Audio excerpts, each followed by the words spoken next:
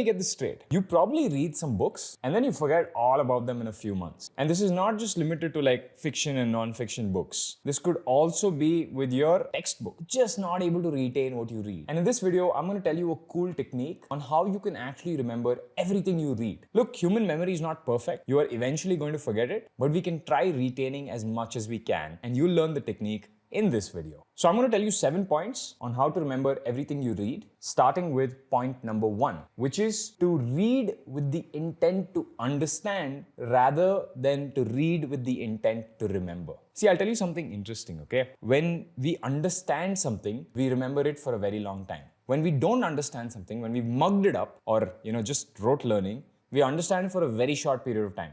That's in your immediate processing, right? Within 2-3 days it's cleared. When you get something, when you truly get something, it stays for a very, very long time because you intrinsically know the process of how it happens. So your goal should be to try and understand rather than to try and remember.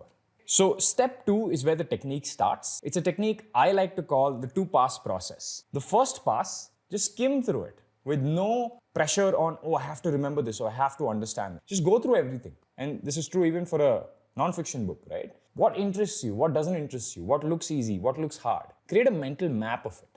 Because this mental map will help you later, especially when you're trying to understand each of those topics. Then the second pass is where you're actually trying to understand. Now look, the goal is to understand the mechanism of how something happens. So let's assume you're reading a physics textbook. And in the physics textbook, you come to the topic of a piston.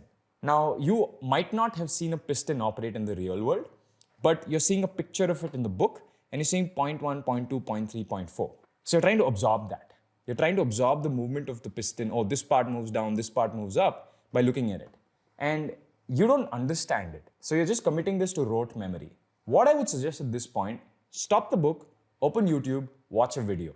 The greatest invention of the last decade is the fact that we can now learn and understand from videos. The minute you see a piston on a video, you will get it. Trust me, everyone who sees a piston on a video is like, oh, I get it now. And it's not just a piston.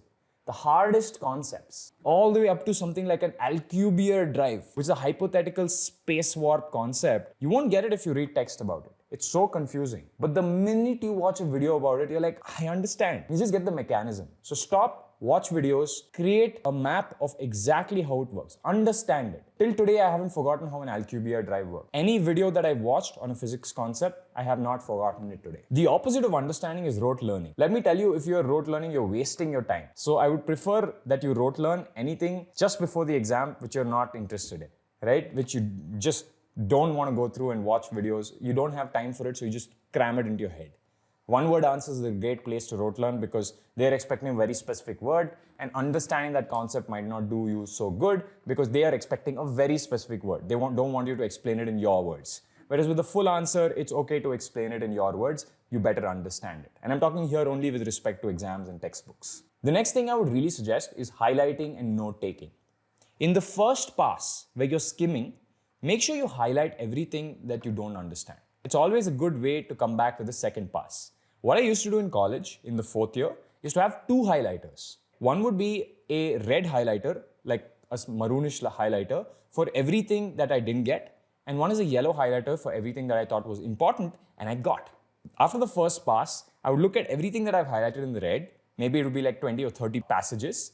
And I'd be like, these are the 30 things I need to pay attention to. These are the 30 YouTube videos I need to watch, right? So it was a beautiful way of doing things. Eventually, I realized you can't put a yellow highlighter on a maroon highlighter for obvious reasons. So I started using small post-its so I can always flip to that page. It would be a post-it hanging out of the book. So my book was always very packed with random tiny strips of post-its. Next thing is why videos work in the first place. Every concept in the world is a concept you can explain not just in words but also in images. What you're trying to do is absorb all these concepts but in an abstract word-based way. Essentially trying to take a screenshot of the words there and put in your head. That's not going to work. Instead, you should take a screenshot of the images that you need to take into your head, which could sometimes also be moving images. So be creative, right? Construct an image of that environment in your head. If it's a concept in economics about how the market moves up and down, instead of memorizing the numbers, you know that memorizing a chart would be better. Why do you think it doesn't work the same way in every other field? It does. It works exactly the same way. Memorize the images, create images in your head,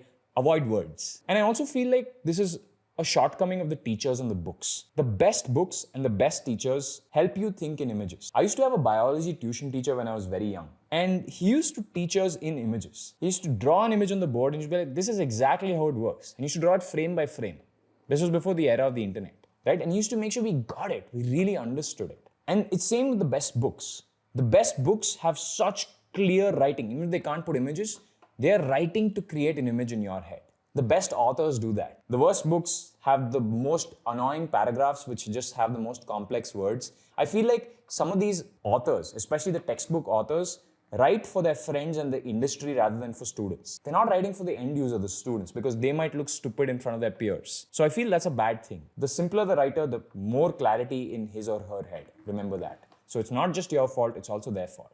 Make sure you rehearse as you go along. Remember, you've put in these post-its or you've highlighted. The idea with that is to always come back to those places. To always come back and say, hey, the red parts I need to revise again, right? Because I'm going to forget this. Almost every non-fiction book that I read in college, and I used to read these books in class, right? I'm not talking about textbooks. I once read a book on meditation, right?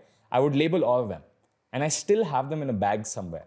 So if I ever want to go through everything I've learned from these books, I can just open the book and within 30 seconds, I will know every important concept in that book. It's like quick revision. Unfortunately, we think reading is a passive activity. It isn't. It's very much an active activity. You're creating images in your head from what you've read, and it's also important for you to figure out which images are important to remember for later. Because a lot of a book, like 90% of a book is rubbish. 10% is where the meat's at. Your job is to find out where the meat's at. Because like I said in the past video, publishers want your book to be of a certain length. Right? And obviously, as you know, these textbook authors, they just want the longest books because they can tell their friends, I have a 980-page book. And their friend says, oh, I only have 979. Right? It actually works like that because I know a lot of people in academia, especially the authors, they're full of shit, right? Some of them are really good and I really respect them because they're trying to give students clarity. The others are just, it's a, measuring contest. Finally, stop when your attention span is done. Boss, we live in a TikTok era, right? You don't have a great attention span. It's dropping every year. So make sure you don't read too much. The minute you feel like now you're just reading words and you're not able to construct images, stop. Because everything you read beyond that point is just going to be a waste. You're eating the food, but you're going to spit it out. Like a baby fed food that he doesn't want to eat, you are going to spit it out. So please ignore that part, kick it away, and focus on what you've read and what you understand so far. Leave the rest for another day. I'm not saying don't do it. You eventually need to read that part if you like it and if it's important to you. But leave it for another day because the rest, after your attention span is done, is overflow. All right, that's it for me. I hope you understood how to read a book and how to remember what you read. Bye.